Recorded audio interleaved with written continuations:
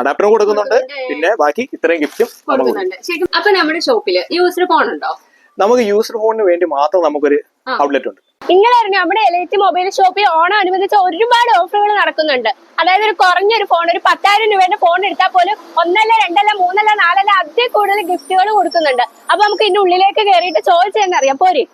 അപ്പൊ നമ്മൾ മൊബൈൽ ഷോപ്പിന്റെ ഉള്ളിൽ കയറിയ ബാഗ് ഒക്കെ നിരത്തി വെച്ചിട്ടുണ്ട്. എന്താണ് ഓഫർ? ബാഗ് ഒക്കെ വെച്ചേക്കണം, എന്താണെന്ന് മനസ്സിലായിട്ടില്ല ഞങ്ങൾക്ക് ശരിക്കും. സംഭവം വെച്ച് കഴിഞ്ഞാൽ നമ്മളിപ്പം 10,000 രൂപയ്ക്ക് ഒരു ഫോൺ വാങ്ങുന്നുണ്ടെങ്കിൽ 10ന്റെ ഒരു ഫോൺ വാങ്ങുന്നുണ്ടെങ്കിൽ നമ്മള് ഫോണിന്റെ കൂടെ നമ്മുടെ വകയായിട്ട് ഒരു ഗിഫ്റ്റ് കൊടുക്കുന്നുണ്ട്. അപ്പൊ അത് കൊടുക്കുന്നതെന്ന് വെച്ച് കഴിഞ്ഞാൽ ഒരു നെക്ക് ബാൻഡ് കൊടുക്കുന്നുണ്ട്, പിന്നെ നമ്മുടെ കമ്പനിയുടെ ഒരു ടീഷർട്ട് കൊടുക്കുന്നുണ്ട്, പിന്നെ ഒരു മൊബൈൽ സ്റ്റാൻഡ് കൊടുക്കുന്നുണ്ട്, പിന്നെ ഒരു പ്രൊട്ടക്ഷൻ കേസ് കൊടുക്കുന്നുണ്ട്, അതേപോലെ തന്നെ ഒരു പ്രൊട്ടക്ഷൻ ഗ്ലാസ് വരുന്നുണ്ട്. പിന്നെ ഇതെല്ലാം കൂടി നിങ്ങൾക്ക് ഇട്ടുകൊണ്ട് പോകാൻ വേണ്ടിയിട്ട് അതിന്റെ കൂടെ ഒരു കമ്പനി ബാഗ്. ഒരു ഗിഫ്റ്റ് അല്ല കൊടുക്കണം, ഒരു ഗിഫ്റ്റ് അല്ല, 10,000 രൂപയ്ക്കകത്ത് കൈ നിറയെ സമ്മാനം കൊടുക്കുന്നുണ്ട്. അപ്പൊ നമ്മള് 10ന്റെ ഓഫർ അറിഞ്ഞ് ഇനി എത്രയാ? ഇനി നമുക്ക് ഒരു 20,000 അങ്ങ് പോവാം. 20 ചെല്ലുമ്പോഴത്തേന് നമ്മൾ പറഞ്ഞ പോലെ തന്നെ ഒരു എയർപോർട്ട് വരുന്നുണ്ട്. കാരണം നെക്ക് ബാൻഡ് മാറ്റിയിട്ട് നമ്മൾ എയർപോർട്ടിലോട്ട് പോവാം. പിന്നെ ഒരു ബ്ലൂടൂത്ത് സ്പീക്കർ വരുന്നുണ്ട്, അതുകൊണ്ട് പിന്നെ ഒരു പ്രൊട്ടക്ഷൻ കേസ് വരുന്നുണ്ട്, പിന്നെ ഒരു പ്രൊട്ടക്ഷൻ ഗ്ലാസ് വരുന്നുണ്ട്, പിന്നെ നമ്മുടെ ബ്രാൻഡിൽ ടീഷർട്ട് വരുന്നുണ്ട്, പിന്നെ ഒരു മൊബൈൽ സ്റ്റാൻഡ് വരുന്നുണ്ട്, പിന്നെ കൂടാതെ നമുക്ക് ഒരു ബാഗ് വരുന്നുണ്ട്, നമ്മുടെ ബ്രാൻഡിന്റെ ബ്രാൻഡായിട്ടുള്ള ബാഗ് വരുന്നുണ്ട്. അപ്പൊ നമ്മൾ 20 വരെ അറിഞ്ഞു. ഇനി അടുത്ത പിന്നെ നമ്മളൊരു 30,000 പോകുമ്പോഴത്തേനും നമ്മൾ എക്സ്ട്രാ ആഡ് ചെയ്യുന്നതെന്ന് വെച്ച് കഴിഞ്ഞാൽ ഒരു പവർ ബാങ്ക് കൂടി ആഡ് ചെയ്യുന്നുണ്ട്.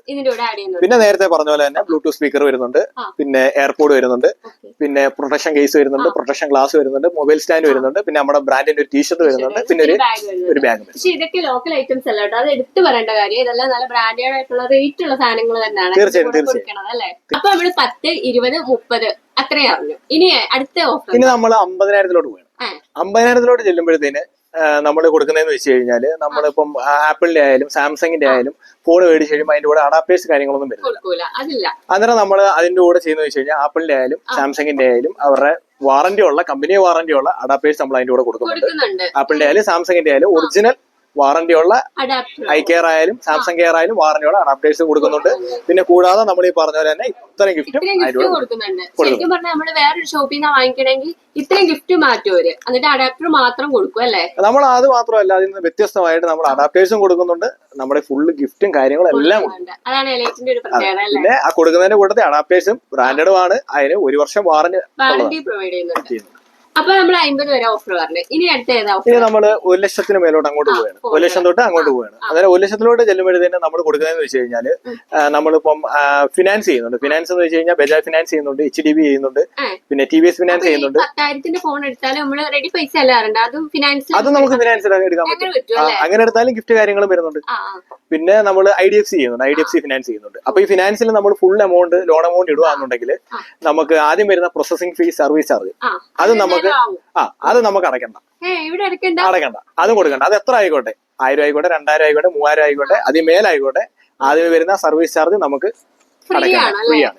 പിന്നെ കൂടാതെ തന്നെ കമ്പനി അഡാപ്റ്റർ വരുന്നുണ്ട്. പിന്നെ നമ്മൾ ബാക്കി പറഞ്ഞാൽ ഇത്രയും ഗിഫ്റ്റും കൊടുക്കുന്നുണ്ട്.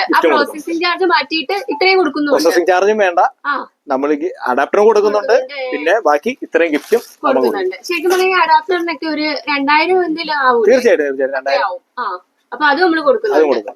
അപ്പൊ നമ്മുടെ എലൈറ്റിന്റെ ഷോപ്പില് മിക്ക ബ്രാൻഡിലുള്ള ഫോണുകളും അവൈലബിൾ ആണ് അല്ലെ? അതായത് ഗാലക്സി, ആപ്പിൾ, അങ്ങനെ മിക്ക ബ്രാൻഡിലുള്ളത്. നമ്മളെല്ലാ ബ്രാൻഡുകളും ചെയ്യുന്നുണ്ട്.